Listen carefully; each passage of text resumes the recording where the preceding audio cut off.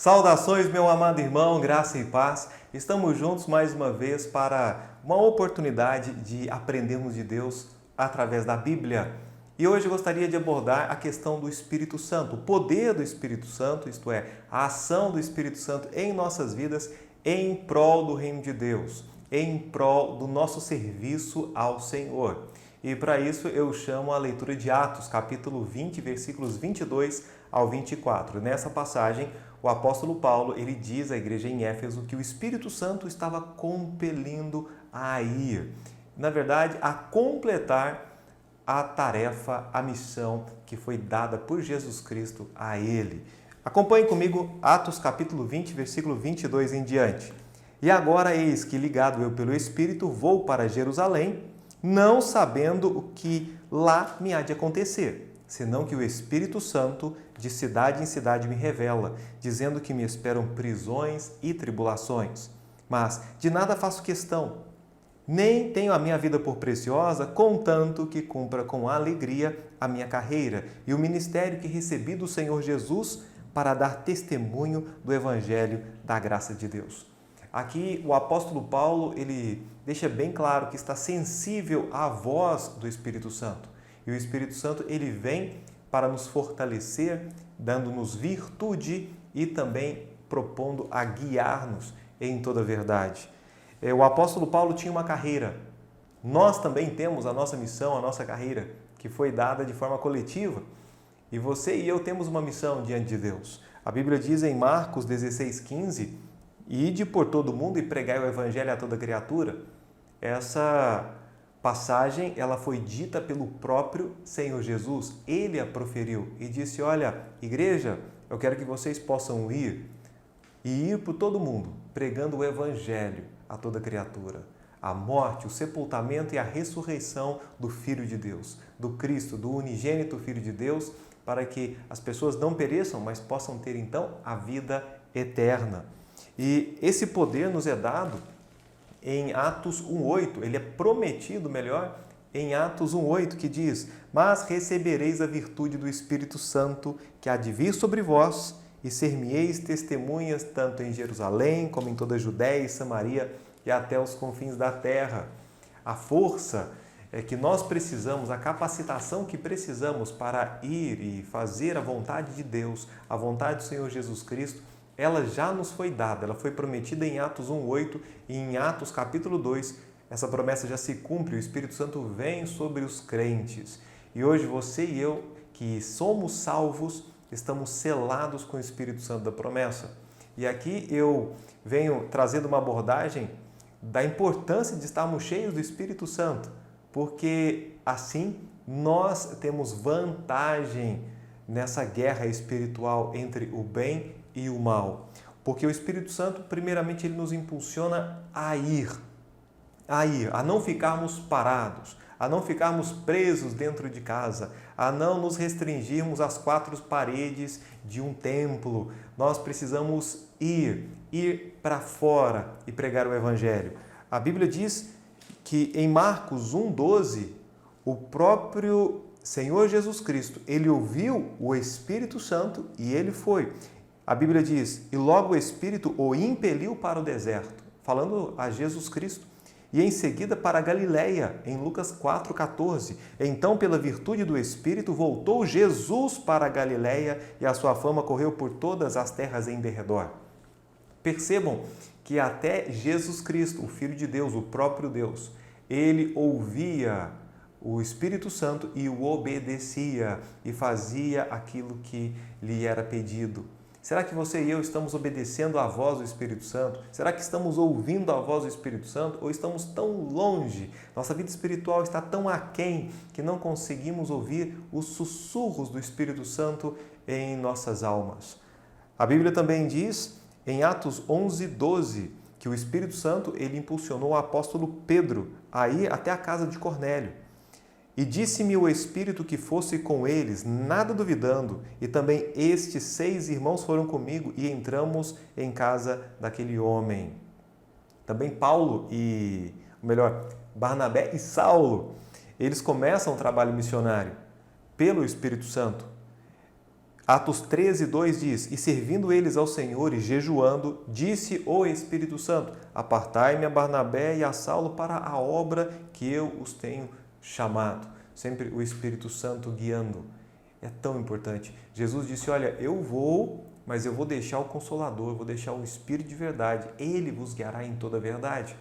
Então, precisamos estar juntos, ouvindo o Espírito Santo e cheios do Espírito Santo. Lembrando que, como Ele é santo, se nós vivemos em pecado e as obras da nossa vida são carnais, aí há um impedimento para que o Espírito Santo possa atuar nas nossas vidas. Porque Ele, santo, com o carnal, com o profano, não combinam. Então, nós precisamos santificar as nossas vidas, dando sempre mais liberdade para a atuação do Espírito Santo. Ele nos impulsiona a ir até os confins da terra, mas não somente a ir a proclamar, a falar, a dar testemunho. Aquelas pessoas que me conhecem sabem que eu sou uma pessoa tímida. Eu tenho dificuldade de falar em público. Por mais estranho que pareça eu dizendo isso agora, porque entre os irmãos eu tenho maior facilidade, mas quando eu estou em um ambiente que eu não conheço as pessoas, um ambiente onde não há cristãos, eu fico ali um pouco sem lugar. E eu preciso do poder de Deus para ter a liberdade ou a ousadia de poder interferir numa conversa, entrar em um assunto para dar testemunho de Jesus Cristo. E isso vem de Deus. Nós precisamos dessa ousadia vinda do Senhor. A Bíblia diz: Não vos embriagueis com vinho, em que há contenda, mas enchei-vos do Espírito, falando entre vós em salmos e hinos e cânticos espirituais, cantando e salmodiando ao Senhor no vosso coração. Quando alguém está cheio do Espírito Santo, essa pessoa não tem como. Ela vai falar aquilo que está cheio o coração. E ela vai cantar, ela vai salmodiar, ela vai elogiar, ela precisa falar de Deus para as outras pessoas. Assim como alguém está apaixonado e não consegue ficar sem falar sobre a sua esposa amada, sobre a sua noiva, sobre o seu cônjuge amado, assim também uma pessoa, quando está cheia do Espírito de Deus, ela não consegue ficar calada, ela não consegue omitir ou esconder aquilo que está ardendo no seu coração. Por quê? Porque é algo bom, é algo que está ali e precisa ser compartilhado. A Bíblia diz em João 16:13: Quando vier, porém, o Espírito da verdade, ele vos guiará a toda a verdade. E o Espírito Santo também nos impulsiona a orar. Sim, a oração ela é essencial, ela é vital para o nosso desenvolvimento espiritual, para o crescimento do reino de Deus. Essa é uma arma que nós temos à nossa disposição contra o reino das trevas. Alguém certa vez disse que o exército de Deus marcha de joelhos. E às vezes não sabemos nem sequer como falar, nem o que falar. E o Espírito Santo ele intercede por nós. Ele resolve esse problema de tradução, porque ele conhece nosso coração melhor do que nós conhecemos a nós mesmos. E a Bíblia diz isso em Romanos, capítulo 8, versículos 26 a 27. E da mesma maneira também o Espírito ajuda as nossas fraquezas, porque não sabemos o que havemos de pedir, nem como convém. Mas o mesmo Espírito, ele intercede por nós com gemidos inexprimíveis. E aquele que examina os corações sabe qual é a intenção do Espírito, e é Ele que, segundo Deus, intercede pelos santos. Olha que maravilha, algo sensacional, porque Deus sabia que em alguns momentos nós nem sequer conseguiríamos nos prostrar e falar e conversar com Deus em oração. Eu já tenho conversado com algumas pessoas que já diziam e já me disseram: pastor, eu sei que eu preciso orar, mas eu não tenho forças nem sequer para orar. Nesse momento, olha, não importa, se dobra, começa, e se travar, o Espírito Santo ele vai conduzir, ele conhece seu coração e ele vai interceder por você com gemidos inexprimíveis, porque o Espírito Santo ajuda-nos diante das nossas fraquezas. Se quisermos ter a ajuda do Espírito Santo, devemos permanecer cheios do Espírito Santo. E o Espírito Santo também nos ajuda a contribuir, a sermos pessoas generosas, não avarentas, não mesquinhas. Nós sabemos que missões, igreja local, requerem dinheiro.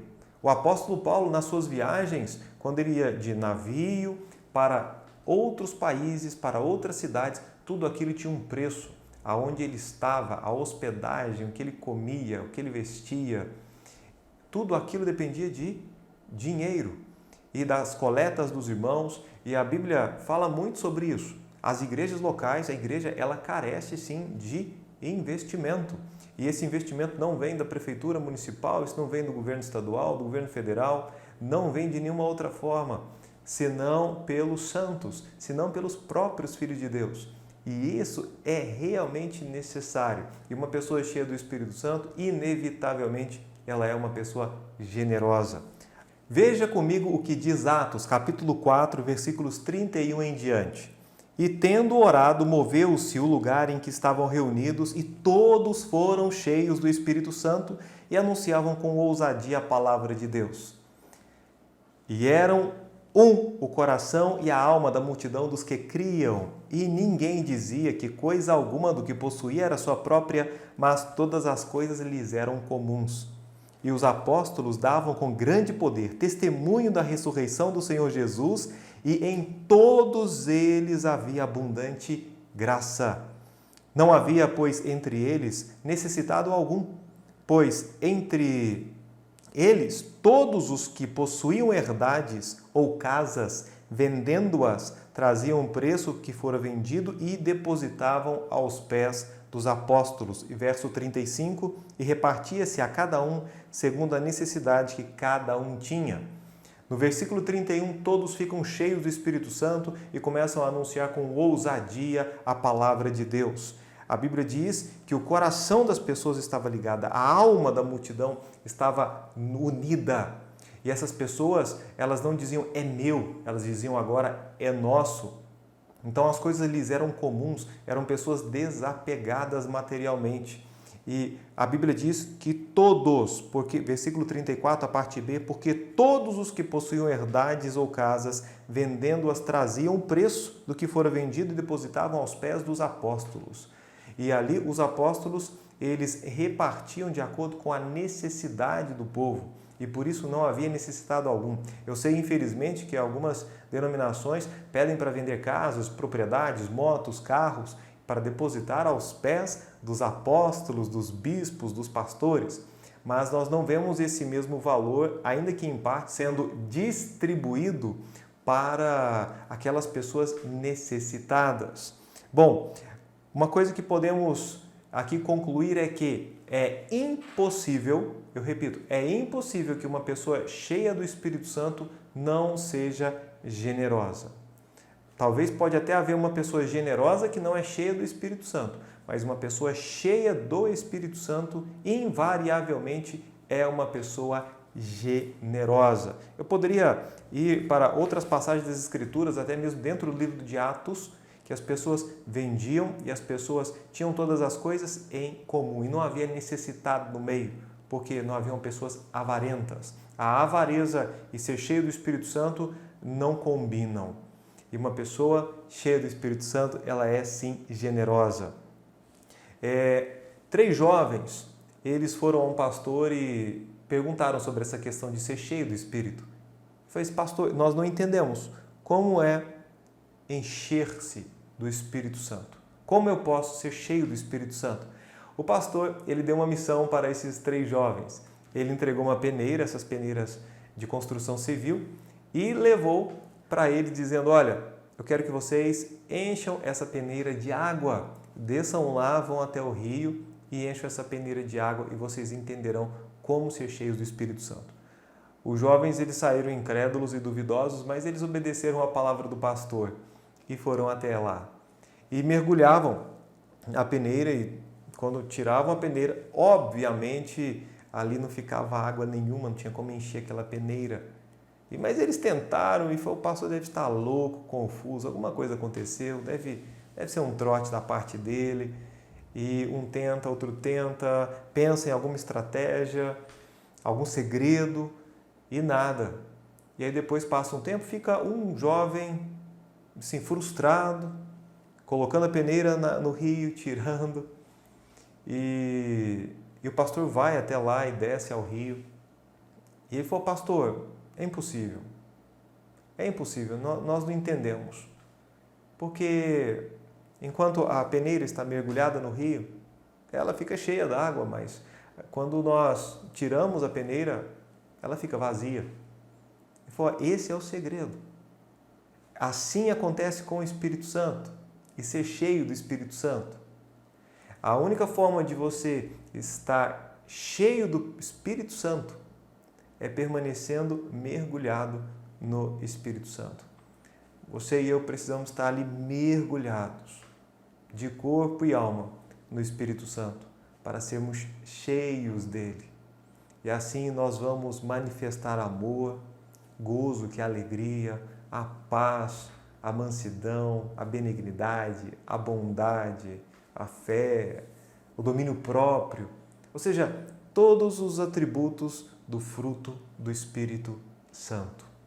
E o Espírito Santo, ele vai nos conduzir, vai nos consolar. O Espírito Santo, ele vai nos guiar em toda a verdade. E nós aprenderemos e chegaremos até o final.